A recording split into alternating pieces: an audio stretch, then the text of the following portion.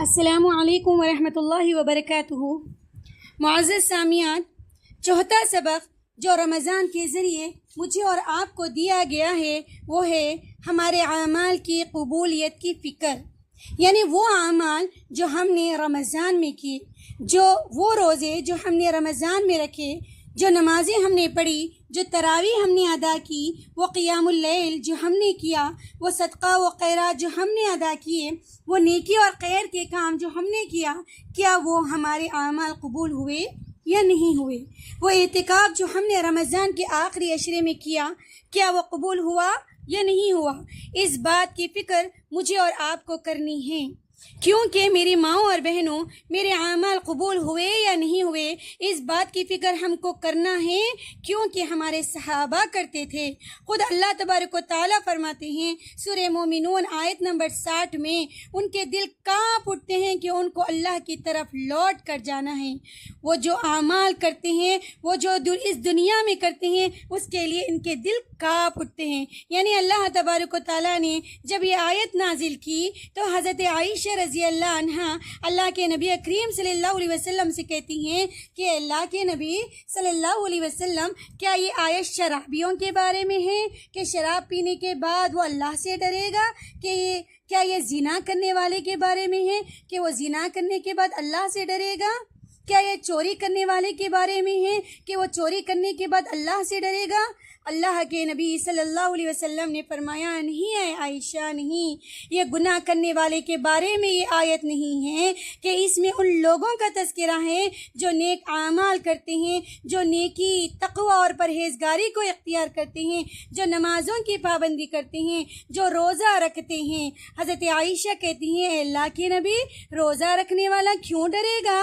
نماز پڑھنے والا کیوں ڈرے گا؟ اللہ کے نبی صلی اللہ علیہ وسلم فرماتے ہیں وہ اس بات سے ڈرتا ہے کہ اس کے عمل قبول ہوئے یا نہیں۔ میری بہنوں، اللہ کے لیے اپنے آپ سے سوال کرنا، کیا ہم نے اللہ سے کہا کہ اللہ آپ میرے اعمال قبول کر لیجئے؟ میرے اعمال قبول ہوئے یا نہیں ہوئے؟ کیا اس بات کی فکر ہم کو ہوئی؟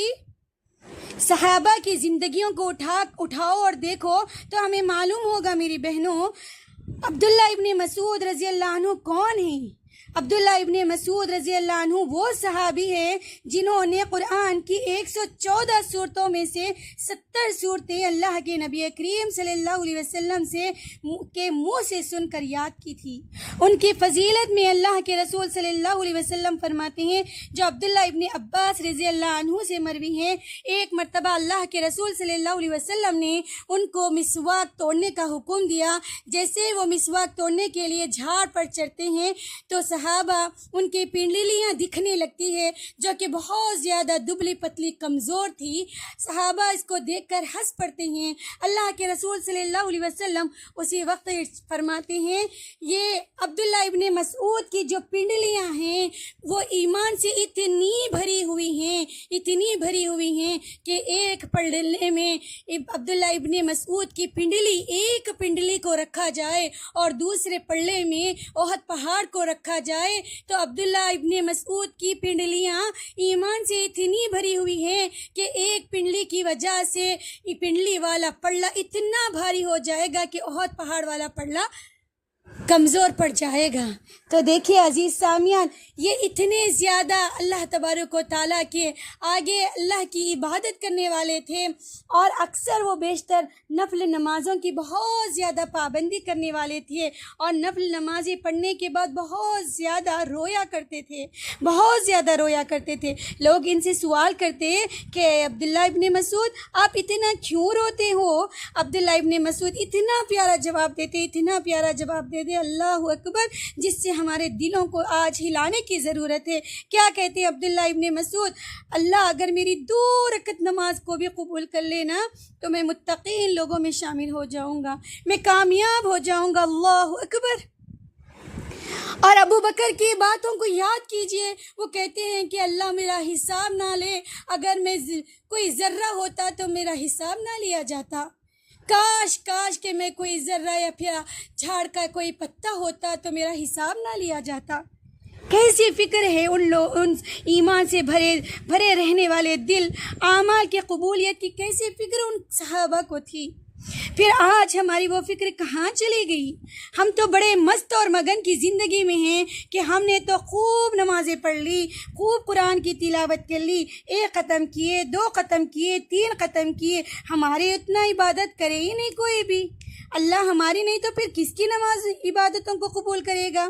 فکر ہی نہیں۔ لیکن ہمارے وہ صحابہ جن کو جنت کی بشارت دینے کے بعد اپنے اعمال کی فکر کرتے کہ اللہ میرے اعمال کو قبول کرے گا یا نہیں کرے گا۔ میری ماؤں اور بہنوں، اگر ہم چاہتے ہیں کہ ہمارے اعمال قبول ہوئے یا نہیں ہوئے تو قبولیت کی نشانی کیا ہے؟ غور سے سننا ان آیتوں کو، غور سے سننا ان باتوں کو۔ سورہ لیل اٹھا کر دیکھو، سورہ لیل میں اللہ فرماتے ہیں، اللہ ان کے اعمال کو قبول کر لیتے ہیں جو 3 کام کرتا ہے۔ کیا؟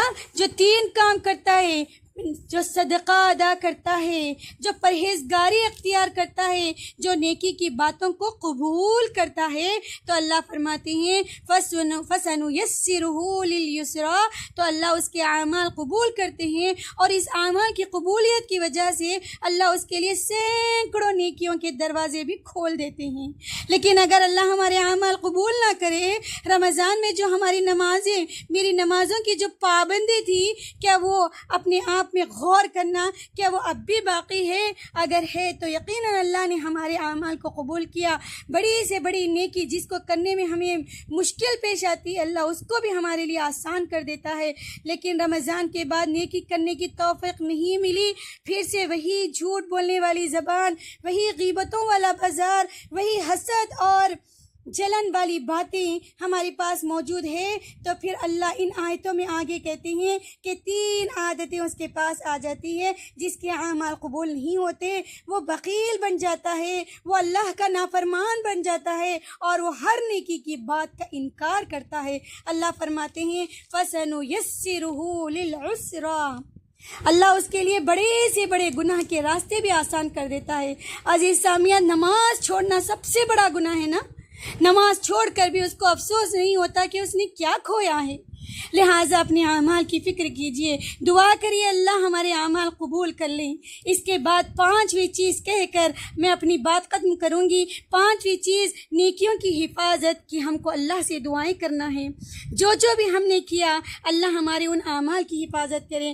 کیونکہ ایک مثال کے ذریعے میں آپ کو سمجھاتی ہوں، اگر دکان سے ہم کوئی چیز خریدتے ہیں، محنت کے پیسے سے لیتے ہیں، اگر اس میں سوراخ نکل گیا، مثال کے طور پر آپ چاول کا تھیلا خریدتے ہیں، اگر اس میں سوراخ ہے تو فوری اس کی ترکیب نکال لیتے ہیں کہ اس سوراخ سے چاول کو کیسے روکا جائے، یعنی اس سوراخ سے چاول نہ گرے، اس کی کیسے ہم کو حفاظت کرنا ہے، اس کی جلد سے جلد آپ حفاظت کرنے کی فکر کرتے ہیں، کیونکہ یہ ہماری محنت کی کمائی ہے۔ اسی لیے میری ماؤں اور بہنوں، اگر آپ جھوٹ بولیں گی، رمضان کے بعد بھی غیبت کریں گی، نمازوں کو چھوڑیں گی، حسد اور جلن کی چیزیں اگر ہم اپنے اندر رکھیں گی، تو یہ ہماری نیکیاں جو ہم نے کمائی ہے نا، وہ ایک ایک ایک ایک کر کے پوری کی پوری ختم کر دی جائے گی۔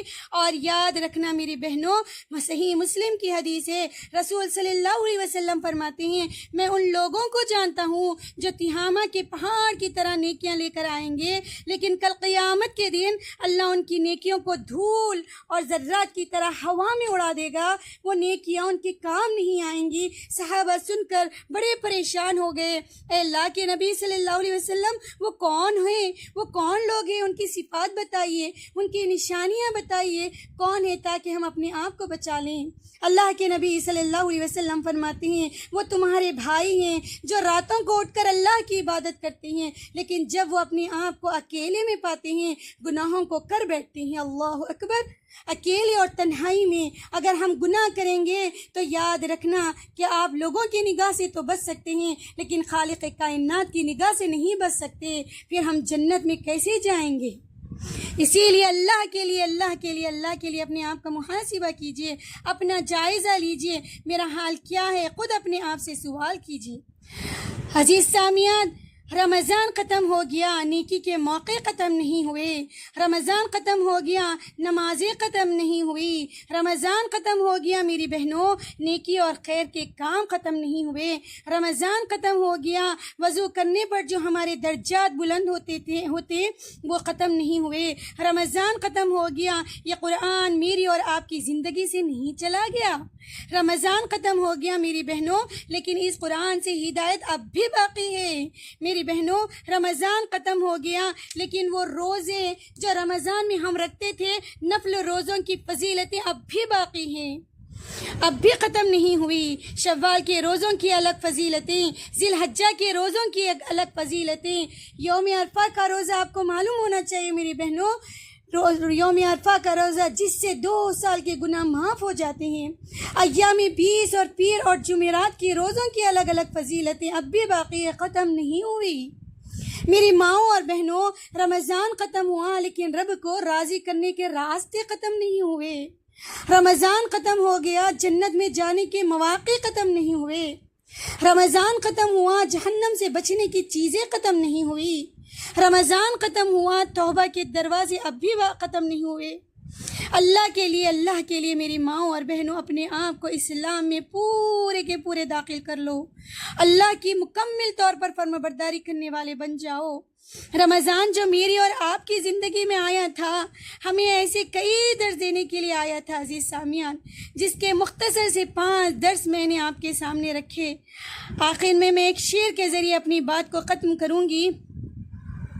علم اور عمل کی اے راہی، علم اور عمل کی اے راہی، عمل کی فکر اور حفاظت کی دعائیں تو کر۔ موقع دیا ہے رب نے تجھے، موقع دیا ہے رب نے تجھے، رب کو راضی کرنے کی تو فکر کر۔ عزیز سامعات، اللہ تبارک و تعالیٰ سے دعا ہے کہ اللہ ہم کو سب سے پہلے آپ کی سچی محبت اپنے دلوں میں لانے والے بنائیں، قرآن سے سچی محبت کرنے والے بنائیں، قرآن سے سچا رشتہ جوڑنے والے بنائیں، صحیح العقیدہ ہم کو بنائیں، تیری وحدانیت کو سر تسلیم قم کرنے والا ہم کو بنائیں، کلمہ لا الہ الا اللہ کے مطابق زندگی گزارنے والے بنائیں، محمد رسول اللہ صلی اللہ علیہ وسلم کی طرح اپنی زندگیوں کو ان کی زندگی کی طرح سانچے میں ڈھالنے والا بنائیں، رسول صلی اللہ علیہ وسلم کے اسوے کے مطابق ہماری زندگیوں کو بنا دے۔ اے اللہ، ہمیں محمد رسول اللہ صلی اللہ علیہ وسلم جیسے اخلاق عطا کریے۔ اے اللہ، ہمیں بھی صحابہ کرام جیسی سچی تڑپ، جنت میں داخل ہونے کی، جہنم سے بچنے کی فکر، تیری رضا حاصل کرنے کی تڑپ ہمارے اندر آج پیدا کر دے پروردگار، ورنہ اگر تو آج ہم کو نہیں تھامے گا، ورنہ اگر تو آج ہم کو نہیں پکڑے گا، ہماری ڈور کدھر کوئی اور کھینچ لے گا اور ہم جہنم کی اور پھینک دیے جائیں گے۔ اے اللہ ہماری مدد فرما، اے اللہ ہماری نسلوں کی حفاظت فرما، ہمارے بچوں کی حفاظت فرما۔ اے اللہ ہم تمام پوری انسانیت کو قرآن اور حدیث سے جوڑ دے پروردگار۔ سبحان ربک رب العزت عما یصفون وسلام علی المرسلین والحمد للہ رب العالمین۔ السلام علیکم ورحمۃ اللہ وبرکاتہ۔